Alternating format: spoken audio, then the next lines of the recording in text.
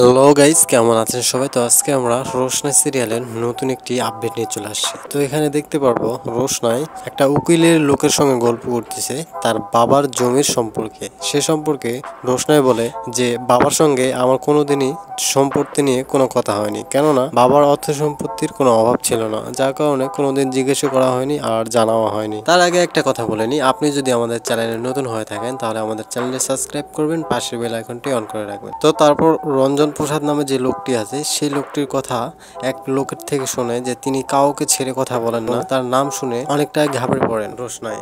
তারপরে অঞ্জন প্রসাদ নামে যে লোকটি ছিল সে লোকটির সঙ্গে গল্প করে এবং তিনি বলে যে আপনার বাবা এরকম ছিল না, আর আপনার বাবা এরকম ছোটখাটো বিষয়ে নাক কেনই বা গলাবে। তো চলুন আমরা ভিতরে গিয়ে কথা বলি। তো এই কথা বলার পর তারা ভিতরে যায়, আর অন্যদিকে রোশনাইয়ের বাবাকে একটি লিগ্যাল নোটিশ পাঠানো হয়েছে এবং সেখানে লেখা ছিল যে তাকে অতি তাড়াতাড়ি বাড়ি ছেড়ে দিতে হবে।